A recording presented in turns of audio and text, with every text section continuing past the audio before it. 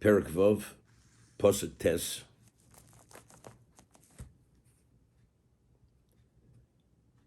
Veidabe Moshe Ken al Bnei Yisrael. And Moshe spoke as Hashem had instructed him to the Bnei Yisrael, meaning he had mentioned the 4 levels of Geula, 4 expressions of redemption. V'lo shamu el Moshe. They did not listen to Moshe. I mean, they heard the words, meaning they did not pay attention to what he had said to them. Why? Because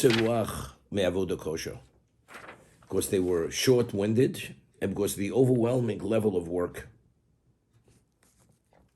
What does that mean? It means, regardless of what he told them, at this moment, what is Paro demanding? Paro is demanding at this moment, that the quota should be met. And if they don't meet the quotas, they're going to be beaten. Therefore, the moment is pressing, and the redemption, whatever it's meant to happen, will happen. As a result of that, at this moment, they didn't have the capacity, the emotional capacity, to internalize what was being said. It did not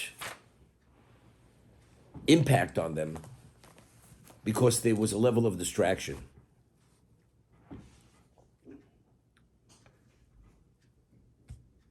People themselves, you find, are willing to give their lives for causes to the point where they'll be beaten. Why? Because they internalize the cause to such a point that if the cause which they're representing is not addressed, it's not worth living. Or it's worth the pain to bring about the result of the cause. So it's an indication of the degree, the way you value it. And if you don't value it, then the moment, which is pain, has greater value than whatever that cause may be. So that they were not able to internalize and appreciate what Moshe had said at the moment was an indication that the level of belief, their depth and breadth of capacity to appreciate what was being offered wasn't fully appreciated. Because if it would have been fully appreciated, they would have fully paid attention regardless of the consequences. I'll give you an example.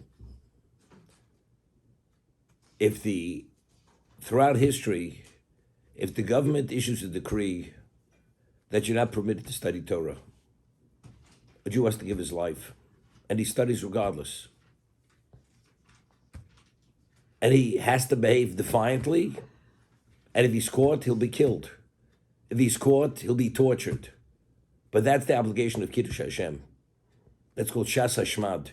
If they start issuing decrees which openly will put Judaism in jeopardy, a Jew has to give his life. As they always say, if you read a little bit about the Holocaust, in the Warsaw Ghetto, there were Ger Hasidim who had clandestine minyanim, and even Boti Midrash, they were studying, even though the Nazis, Yamach Shmom, they put up signs that if a Jew's caught even having a beard, he will be killed, he'll be shot. They did not cut their beards. They studied, they had minyanim, at the risk of being caught. They were literally defiant. And they fought like lions against the Nazis. I'm not talking about they were the ones with the Warsaw Uprising. It wasn't that. They were the ones with the weapons. They went clandestinely hidden, and they weren't being concerned. Other people were afraid. They weren't afraid. Because even if they be caught, if they'll be killed, they'll be killed. Doesn't make a difference. Because in terms of the way they internalized the value of their Torah and their mitzvahs and their parents and understanding what the Nazis wanted to accomplish, they were defiant against them. Here, Moshe Rabbeinu, he proved himself. There's not a question, he is the Goel. He is the Redeemer. He will bring about the end result. But at this moment, they're saying, we can't pay attention. This moment is not the moment maybe later. At this moment, we're preoccupied. Our emotion, our minds are preoccupied with the present, and therefore, it literally fell on deaf ears. And they continued. So over here, there's a very interesting Zifano of this. If you take a look at the Zifano, Lo shomo el Moshe Lisbon ein b'chol zeh.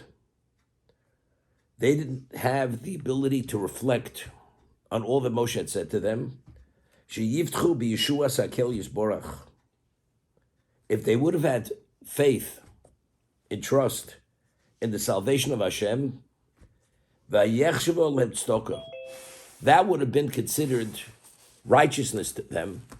That would have been gone into the meritorious column if they would have. Kinya Avram. Let's stop. As we find Avram had no child. He was promised the world. So Avram says to Hashem, but what's the good of all this? I have no child. I have no heir. The head of my household, he'll be my heir. So Hashem says, no, it's going to be you a physical child. And then the Torah says, Vayechshvel lo tzedakah. Even though the Zodiac said, Avram ein lo ben, Avram will not have a son, but Avram yesh lo ben. Avram will have a son. And it says, and he believed, Vayechshvel lo tzedakah. That he believed was considered righteousness.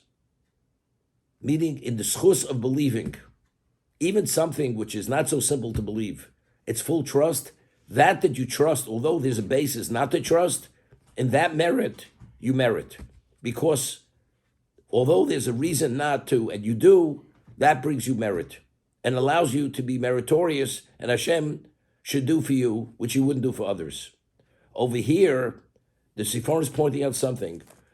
Because they didn't fully, although we know you proved that you were the Goel, but to experience it as a reality, to internalize it, they did not have the capacity to reflect on it because, it says, because they didn't have the sufficient bitochon. They didn't have sufficient trust in Hashem. If they would have fully trusted Hashem, nothing would have interfered with this. And if they would have, it would have been tzedakah. It would have been a righteousness. But the punchline is this. What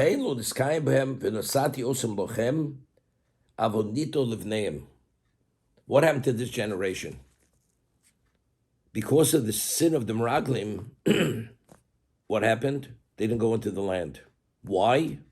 Because 10 of the 12 spies came back with these ominous reports, and they believed the 10 over the 2. So what was lacking? What was lacking was trust. They did not trust Hashem. But Hashem proved himself endless times over. And that's what Hashem says. After I've proven myself so many times to show you that I deliver, how do you not trust? Because this deficiency at this moment displayed itself, that there was a lack of trust where they should have trusted based on what Moshe already had put forth, and they did not, and therefore they were not meritorious.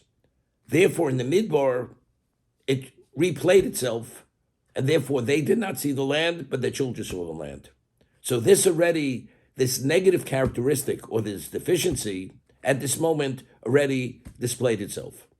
That's how the Zifano is learning. So the Kotzer Ruach, why is Kotzer Ruach? Why is the short-windedness and everything else a problem? Because it's not a reality. If you initially would have accepted the fact that there'll be a Yeshua, there'll be a Gula, then nothing would interfere with that. Nothing. But because it did not fully, it wasn't internalized because they didn't fully believe, therefore, I'll give you an example. Belief is not intellect, just cerebral. If a person believes in Hashem, what we call emunah, you believe and you have trust. You could say, I understand everything you say, but trust is something you feel. Even though, based on what I tell you, I should trust you, but sometimes you have to have a level of experience and an ongoing relationship to be able to develop the trust. I always give the example. A person graduates a business school. His father takes him into the business, and his father says to his son, you see this man? I've been doing business with him for 50 years. You could trust him with your life. And he gives him 20 examples how they've been through thick and thin, and this person never failed him. Never failed him. And the son hears it. But factually speaking, because the father's relationship was over 50 years and he actually experienced those various experiences, his reliance on this person is going to be different than the son's. The son hears it. He believes the father. Doesn't even question the father. But since it's not experiential, he didn't experience with that person, therefore it's not the same. He'll question it. He says, well, I have to do my due diligence. But your father succeeded. And he doesn't have to do his due diligence because he takes the man at his face value. It's a different reality. If a person trusts, it's a reality. If it's a reality, there's no such thing as kotzer ruach, avoda kosher. But because they were lacking in trust, not being a reality, therefore this short-windedness and this overwhelming level of work interfered with them to be able to accept what was being said here. That's the understanding. Can I ask a question? Sure.